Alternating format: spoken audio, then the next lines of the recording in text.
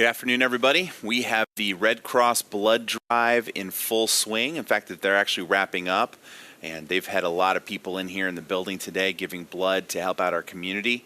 And for any of you that may have been in earlier today, I want to thank you for that support. And I know it's important to our community, and we really want to be a good partner for our community in a lot of different ways.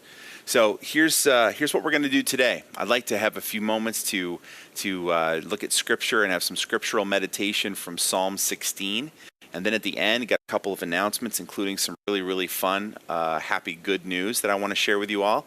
Relates to our family within our church that had some good news that they wanted to share with everybody. But you'll have to stay tuned and listen to my whole boring meditation in order to get to the good news. But Psalm 16. Psalm 16 is fun because Psalm 16 has a kind of different tone from some of the Psalms we've looked at earlier. Every Psalm kind of has its own tone. A lot of them are desperate cries for help, and it comes across in the way the Psalm is put together. So other ones are not just cries for help, but grabbing God by the lapel and saying, God, why aren't you listening to me? There's other ones that are strict psalms of praise, and you could sing it in church and it would sound great because it's all about God's faithfulness and his love and his steadfastness and all that stuff. There's other psalms that are complaints about the wicked and how the wicked are running amok in the world, how justice, how basically God needs to judge these wicked people for what they're doing, and you got to help me, God.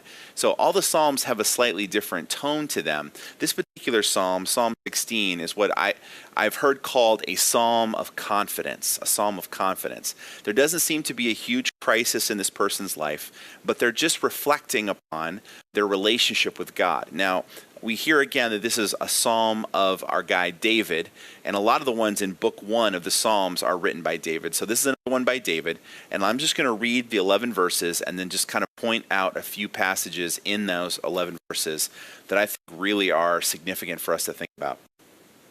Psalm 16 verse 1 says, "Preserve me, O God, for in you I take refuge. I say to the Lord, you are my Lord. I have no good apart from you. As for the saints in the land, they are the excellent ones, in whom is all my delight. The sorrows of those who run after another god shall multiply. Their drink offerings of blood I will not pour out, or take their names on my lips. The Lord is my chosen portion and my cup. You hold my lot. The lines have fallen for me in pleasant places. Indeed, I have a beautiful inheritance. I bless the Lord who gives me counsel. In the night also my heart instructs me. I have set the Lord always before me. Because he is at my right hand, I shall not be shaken. Therefore my heart is glad, and my whole being rejoices. My flesh also dwells secure. For you will not abandon my soul to Sheol, or let your Holy One see corruption. You make known to me the path of life. In your presence there is fullness of joy. At your right hand are pleasures forevermore." As you can tell from listening to these words, this is a psalm of celebration of relationship. This is a psalm where David is basically doing an ode to monotheism. You'll notice that he identifies in verse 2 with a group of people he calls the saints, the holy ones in the land. These are people who closely identify with and are loyal to the God of Abraham, Isaac, and Jacob, Yahweh. And then he contrasts those people, of which he considers himself a part, with verse 4, those who run after another god. See, we sometimes forget how rare and how strange it was in the ancient world to have a religion that only worships one God. Not only that only worships one God, but only allows one God to be even considered in the group of gods. Even if you had a God you preferred in the ancient world, you admitted that he was one God among many. And the Jews were the first ones to come around and say, no, not only is our God the number one God, and so we're going to give all of our loyalty to this God, but he's the only God that exists. All the other gods are made up. They're fake. They're pretend. They're an illusion. And you are foolish for following them, basically, is how it plays out in the ancient world and in the New Old Testament. But what David says is like, look, verse 2 says, I say to the Lord, you are my Lord. I say to Yahweh, you are my Adonai. You are my boss. You're my master. I have no good apart from you. I hear echoes of James 1 in this passage where James says, every good and perfect gift comes down from the Father of lights. You remember that from James 1? James acknowledges, look, everything good that I have has come from the Lord, has come from Yahweh. I didn't earn it. Nobody else gave it to me. Yeah, maybe God used people to give me some of these gifts, but he acknowledges that every good thing in his life comes from the fact that God is the one who gives it to him. It also reminds me of Job. You remember when Job lost everything, he says this, the Lord gives and the Lord takes away. Now, we're not focusing so much today on the takes away part, but the first part, Job says, look, everything that I had, all these wonderful treasures that I had, including my own children, they were gifts from God. In chapter 2, when he loses his health, his wife comes to him and says, curse God and die. And he says, you're talking like a fool. He says, shall we accept good from God and not trouble? Again, he acknowledges all the blessings in my life came to me because God gave them to me, which causes us to stop and reflect. What are some of these blessings? What are the good things you have in your life? Those good things, whatever you would use to fill in the blank, those good things came to you because of the Lord. They didn't come from anywhere else. They didn't come from any other God. They didn't come from any other person. You didn't even get them for yourself. They came as a gift from God. Now, David is talking specifically, I think, in verses 5 and 6, and I've chewed on this a little bit today. I think he's talking about his portion of land that he has, his home. He talks about this. He says, the Lord is my chosen portion and my cup.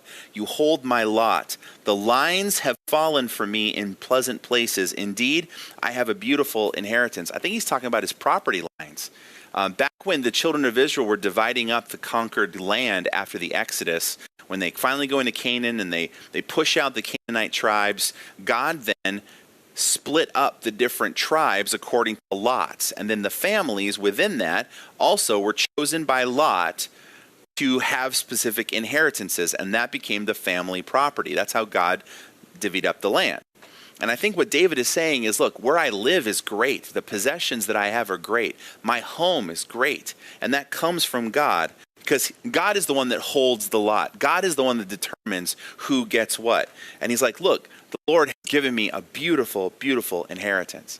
I'll tell you what, I was out over the weekend on the little bit of property God has given to our family. And I have to admit, it's beautiful. It's awesome.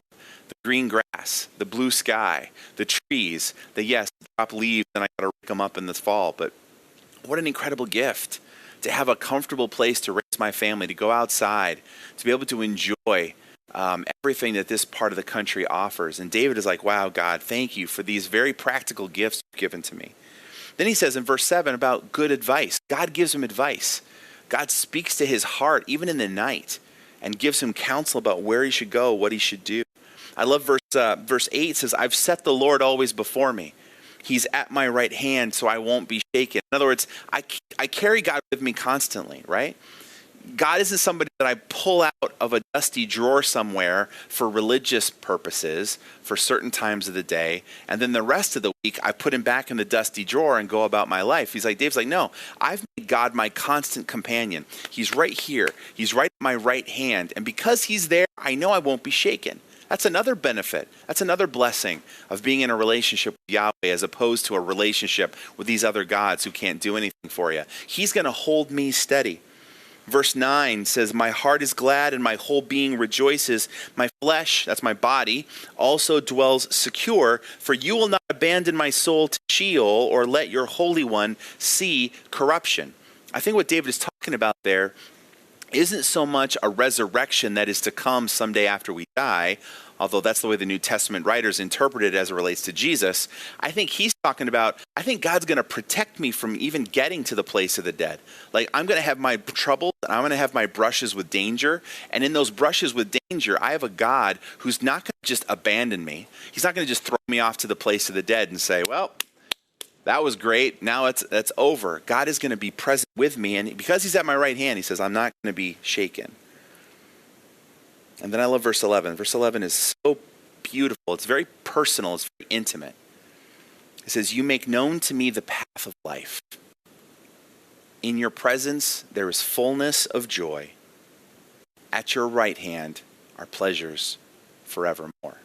See, now I think this verse actually does hint not just to the blessings of knowing God in this life, but the incredible blessings of knowing God in the next life. I think the Old Testament, while it doesn't really develop a whole lot, the ideas about what comes after we die, here's a little hint that David understands, look, during my lifetime, God, you're going to be at my right hand. You're going to be right close to me. I'm going to make you my constant companion during my lifetime. But then he says at the end, at your right hand. See the contrast? At my right hand through the troubles of life. But at your right hand, God, are pleasures forevermore. I think David anticipates that when his life does finally come to an end, he's going to be in the presence of Yahweh. The one who is right next to him during his lifetime is going to be even closer to him in the eternal state that he awaits. And at that moment, he expects nothing but full joy and full pleasure. That's what he has to look forward to. I heard some sad news today, literally just a few minutes before I came up here. Ravi Zacharias, who is a well-known Christian apologist. He was born in India, moved to Canada, has since come to the United States, and has something called Ravi Zacharias Apologetics Ministries. And he travels all over the world, has traveled all over the world, trying to give a reasonable approach to faith and defending the faith from those who would attack it and against other religions. He's been fighting against cancer, and he lost his battle with cancer today. And Ravi Zacharias is now in the presence of his God. And one of the things that always struck me about Mr. Zacharias, and I never had a chance to meet him, I wish I had of, it wasn't just how smart he was, because I know a lot of smart people, and I don't want to be them. He was somebody who was really, really smart, very articulate, and very, very kind and gentle to even people he disagreed with, even people who he thought their worldview was 100% wrong. He would always put the good news in a form that they could digest and process. He always was trying as much as he could to be gentle with those people, and I have a great deal of respect for him. But when I think about him now, I think he loved Jesus more than he loved anything else. He loved Jesus so much. He had to give a reasonable defense of the faith, not because he was trying to fight against all these enemies out there and he wants to show them, he's going to put them in their place and you're not going to attack my faith. His approach was, I love Jesus so much. I want you to know Jesus. And if you have objections to your ability to believe in Jesus, I want to clear those objections away so that you can come to know Jesus the way that I know Jesus. And the thing that blows my mind as I'm standing here trying not to cry, is that Ravi Zacharias is at the right hand of Jesus right now. And in his presence, the presence of Jesus, there is fullness of joy. There are pleasures forevermore. And Ravi Zacharias gets an opportunity to start enjoying those pleasures right now. Now, friends, don't get me wrong. There's pleasures in this life. But the joys to come are even greater. And that's why we're not embarrassed about the fact that we believe in an afterlife, that we believe in a heaven, that we believe that there is rest and that there is healing for those of us that are weary and broken and burnt down by this world. We don't think that's something to be embarrassed of. We think it's something to celebrate. And I think David, in a small way at least, understood some of what that might entail. Now, a couple questions as I close here. And there's so much more in this psalm. I hope you'll read it and just meditate on it and chew on it. But a couple questions. Number one, do you really know how good you have it? Do you know how different it could have been? Do you know that God didn't have to bless you with any of the things you've been blessed with? He didn't owe it to you. He didn't owe you health. He didn't owe you family. He doesn't owe you possessions. He doesn't owe you a house. He doesn't owe you a job. He doesn't owe you anything. And yet, in his joy and his love, in his kindness and his compassion, he has given you so much good so that we can honestly say, I have no good apart from you. Do you know how good you have it? I hope you do. I hope that as you sit and reflect, and that doesn't mean that we don't experience disappointments and hurts in life, and we always have to screw smile onto our face at all times. I'm not saying that. But you know what? Even when things are hard, we need to be able to look at life and look at God and say, you know what? It could have been so much worse. I've been given so much. This God who has chosen to be in a relationship with me is a good God, a generous God, a God who gives gifts that nobody deserves. And secondly, this is also important. Have you told God lately that you know how good you have it? Because it's one thing to be like, yeah, I know I've got it pretty good. God's pretty good. God's been blessing me. God's given me great gifts. When was the last time you told God? Like, this psalm is a prayer directly from David to God. From start to finish, he's not addressing anybody else except for God. And it's almost like he's saying, God, I want you to know that I know how good I have it with you. I want you to know, God, that I appreciate the good that you are and the good that you give. When was the last time you did that? When was the last time you talked to Jesus? Talked to the Father and just said, Father, you know what? I've got it so good. You're so faithful. I can't believe you forgive me. I can't believe you bless me with the ability to work. I can't believe you bless me with the ability to have a family. I can't believe that you bless me. And again, I know we don't all have the same blessings, but we all have blessings. We all have something he's given us. Have you told God lately? Because here's the thing. The Psalms are good for us, but the Psalms are also good for God because it gives us an excuse to tell him how much we love him. You don't think that matters to him? You don't think he cares about that? You think God is too important or too special or too... He doesn't need to hear from you? He does. He does. Yes, he's great. Yes, he has no emptiness in his heart like we have in ours, longing for affection and all that stuff. He doesn't have any needs. I get it. But he sure wants us to express our love for him. And the Psalms help us to do that. So number one, realize how good you have it. If not, think about it. Make a list. And if you do, tell God. Go to him directly and just tell him how much you love him, how much you appreciate. And just say, God, I know how good I have it. And then from there, obviously, we can even start to think about how we can tell other people about how good we have it. So that's what I wanted to share with you today. A couple of announcements. First of all, like I mentioned, the Red Cross blood drive is going on. A lot of people in the building, they've been busy all day. I know they've got all their appointments filled, and so we're grateful to help our community and appreciate your continued prayers that God provides the needs like that, very practical needs for our community. Second thing, I want to thank those of you that have shared your feedback with our deacons and life group leaders and so on, just about your opinions about how we ought to approach the reopening scenario coming up here. We're working really hard on it. I want you to know we're taking time almost every day that I'm here in the office. I'm sitting down with Paul, with Dan. We're conferring with the deacons, with other people just about how we want to go about this and what's the best way to do it, and trying to get as much information from our government leaders as we can get, and coming up with a plan for social distancing once we do start again. We're working on it. We're working really hard. And I'd appreciate your prayers for us. And if you haven't shared your feedback yet, and you want to call your deacon or you want to call your life group leader and offer that feedback, we would love to hear from all of you, your thoughts and your feelings on this matter. And now for some really, really good news. Got a Facebook message from someone who is good friends with Steve and Tammy Pfeiffer. And many of you may not have known because all this happened, 2.5 months ago now.